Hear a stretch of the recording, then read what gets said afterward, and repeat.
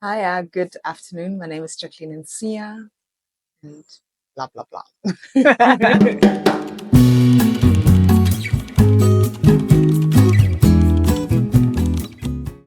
Jacqueline Nsiah holds a master's degree in Visual and Media Anthropology from Freie Universität Berlin and a bachelor's degree in African Studies and Politics from SOAS, University of London, and is a film festival, art and culture consultant, and freelance curator. In addition to her work for the African Film Festival in Cologne, some of her past roles include the Cambridge African Film Festival and the Festival do Rio. She was co-director and curator of the African Film Festival UHURU in Rio de Janeiro and the programmer for Film Africa in London. She also worked as project manager for a film platform at the Goethe-Institut. Jacqueline Nsiah was a member of the selection committee at Berlinale Forum from 2019 to 2023, and in August 2023, she was appointed to the selection committee of the Berlinale competition 2024 and continues in that role to date. Thank you for having me, Alice. It's a pleasure. Thank you so much.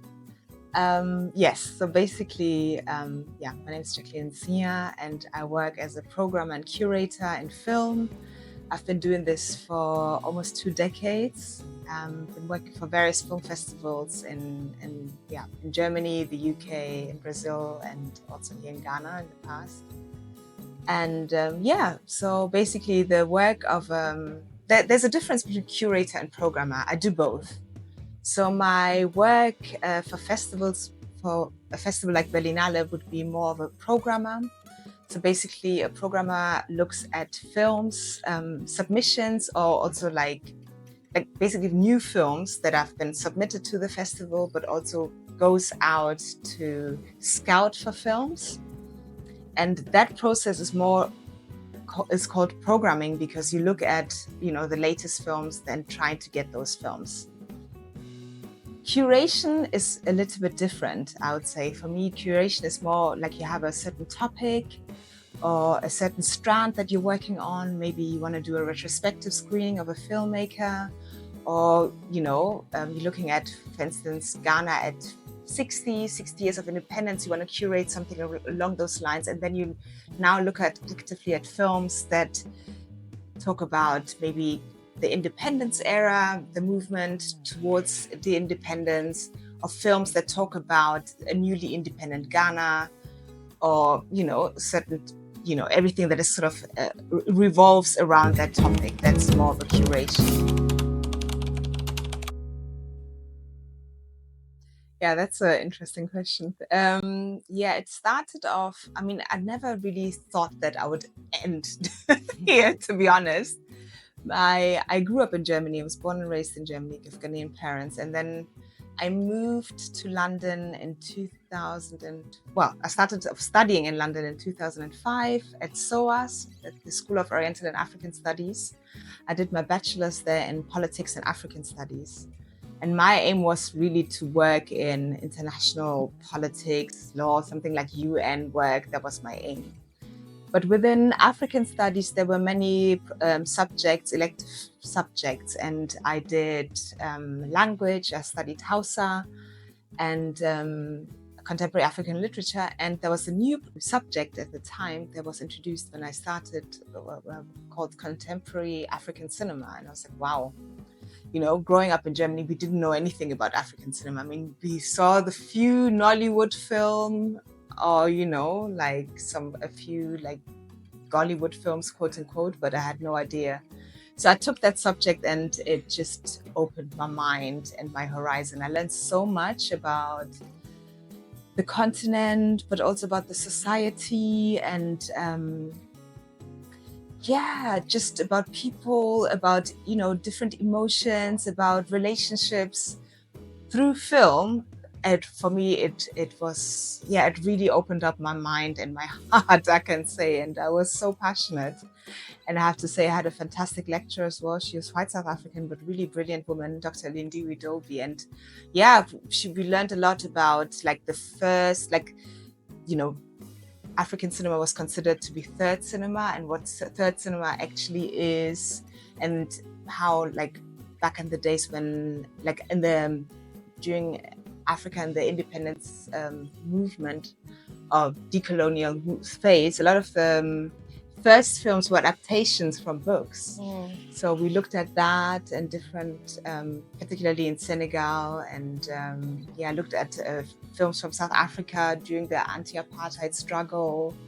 Yeah, and that's how it started for me, you know, like I consumed a lot of films. I got really passionate. I wrote about films at the time, my essays, everything. And then obviously being in London, I was exposed to many film festivals. And my first festival that I worked for was the Cambridge African Film Festival, because my lecturer at the time started off the Cambridge African Film Festival. So that was my first gig and I really enjoyed it.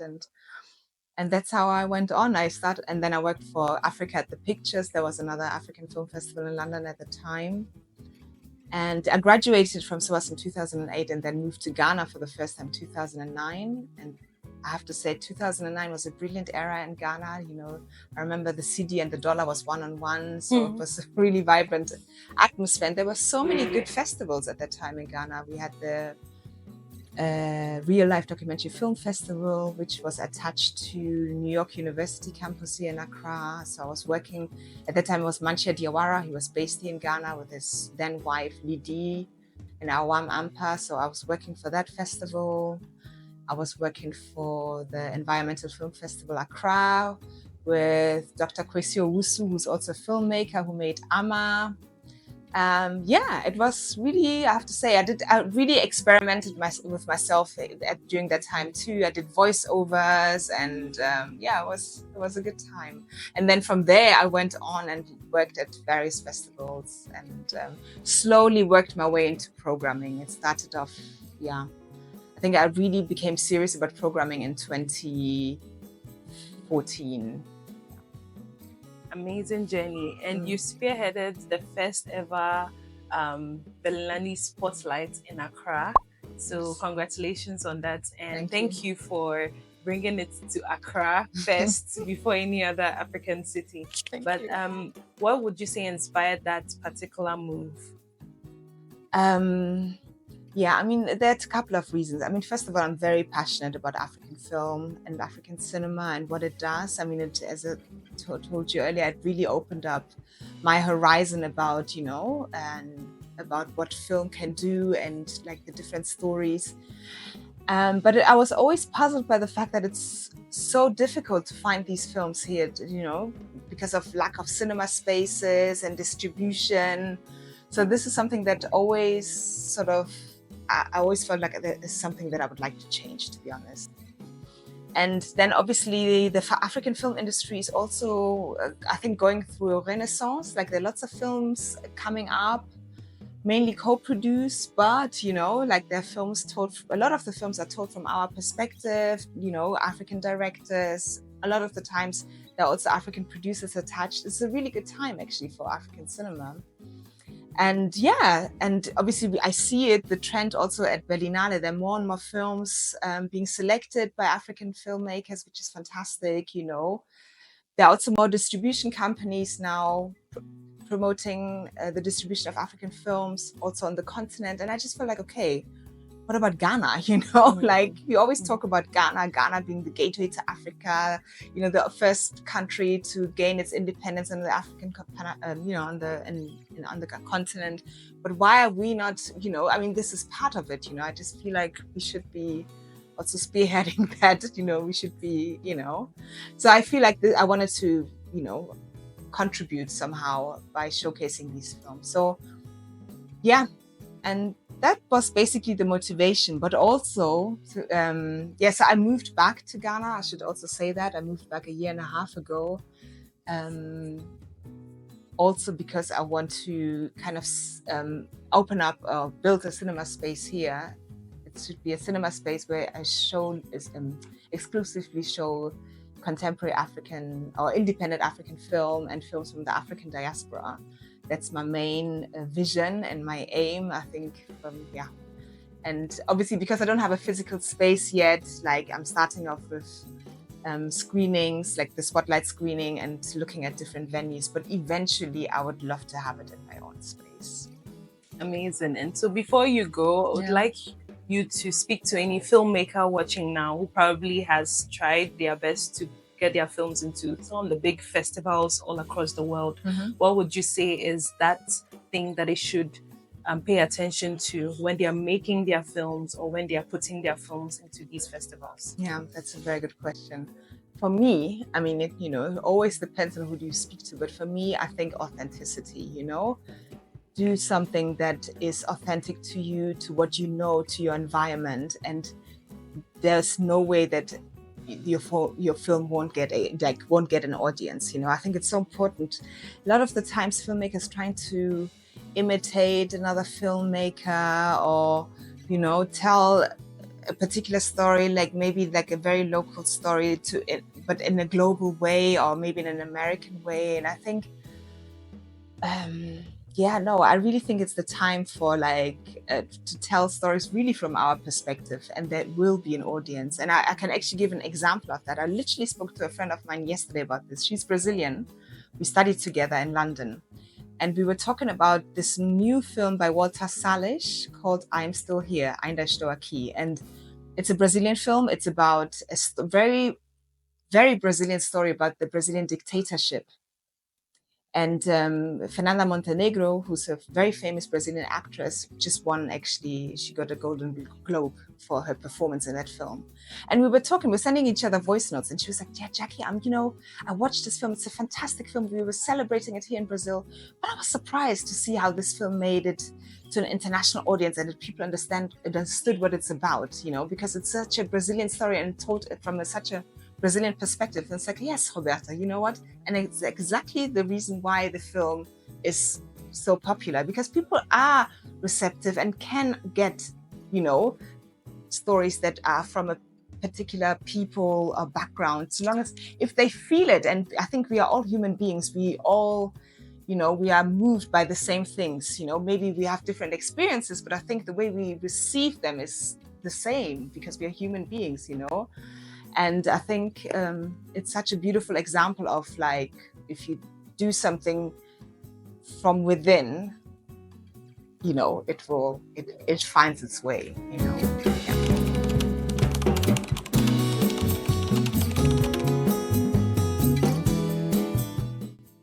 Yeah, so I think filmmakers shouldn't just focus on the big festivals. I mean, they can obviously, I think you don't have to, one doesn't exclude the other one, but I think once you start submitting, you can submit to big festivals and at the same time to smaller festivals to research about them. Definitely ask for fee waivers to submit, and then to submit to all festivals and then see which one picks it up. And don't think because a big festival didn't pick it up and a smaller one did that you need to wait for the big break, because sometimes a smaller festival can give you even more exposure than a big festival would do, because they're more dedicated to showing your film, highlighting your film, maybe also more vested in finding you a producer or sales agent or a distributor. The audience is more engaged. There's more time within smaller festivals to have longer discussions, more proximity to the audience. So all of these things can also help in promoting your film in the long run.